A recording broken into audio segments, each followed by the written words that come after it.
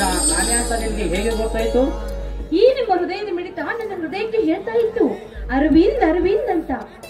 ಅದು ಅಲ್ಲದೆ ಈ ನನ್ನ ದೇಹದ ಅಂಗಾಂಗವನ್ನು ಮುಟ್ಟುವ ಹಕ್ಕು ನಿಮಗಲ್ಲದೆ ಮತ್ಯಾರಿಗೂ ಇಲ್ಲ ಈ ಪ್ರಪಂಚದಲ್ಲಿ. ಅಂಬು, ಅರ್ಜೆಂಟ್ ಬಾ ಅಂತ ಹೇಳಿದಲೆ ಏಕೆ? ಏಕೆಂತ ಕೇಳ್ತಿದ್ರಲ್ಲ, ಇದೇನಿದು ಹೀಗೆ ಕೇಳ್ತಿದ್ರಿ? ನಮ್ಮ ಮದುವೆ ಸಮೀಪಕ್ಕೆ ಬರ್ತಾ ಇದೆ. ಮುಂದಿನ ತಿಂಗಳು 10ನೇ ತಾರೀಕಿಗೆ ನಮ್ಮಿಬ್ಬರ ಮದುವೆ. ಅಪ್ಪಾಜಿಯವರು ಅರ್ಜೆಂಟ್ ಆಗಿ ಊರಿಗೆ ಬಾ ಅಂತ ಫೋನ್ ಮಾಡಿದ್ರು. ಅದಕ್ಕಾಗಿ ನಾನು ಹೋಗ್ತಾ ಇದ್ದೆ. ಹಾಗೆ ನಿಮ್ಮನ್ನು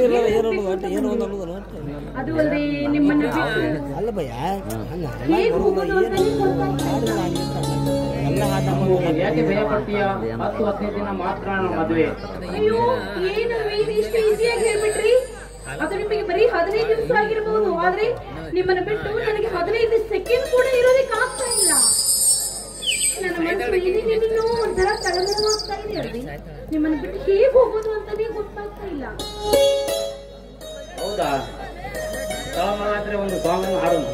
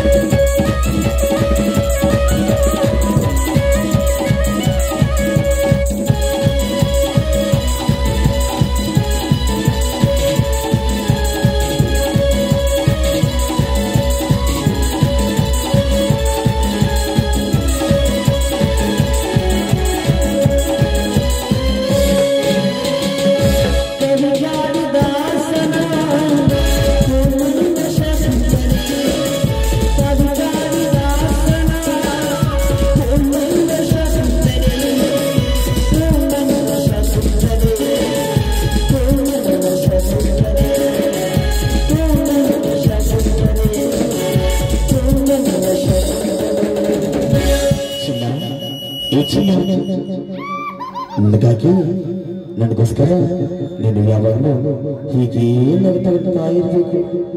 ಕವಿ ಕಾಳಿದಾಸನ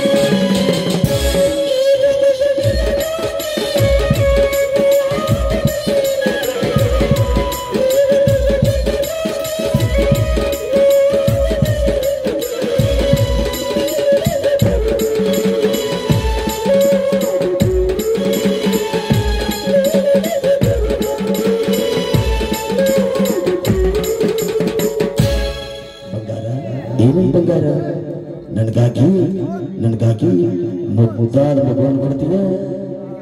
ಕವಿ ಕಾಳಿದಾಸನ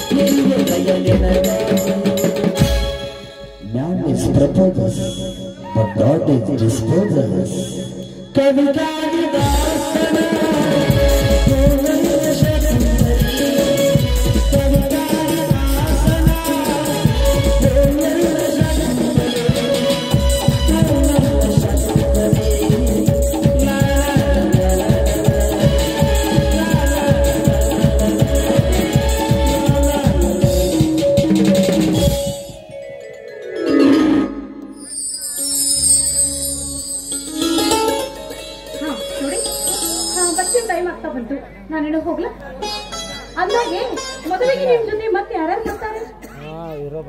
ಮದುವೆಗೆ ನಾನು ಬರ್ಬೇಕೆ? ಏನ್ರಿ ಇದು ಹೀಗಿರ್ತೀರಾ? ನೀವು ಬರ್ರಿ ನಾನು ಒಬ್ಬಳೇ ಮದುವೆ ಮಾಡ್ಕೊಳಕ್ ಆಗತ್ತಾ?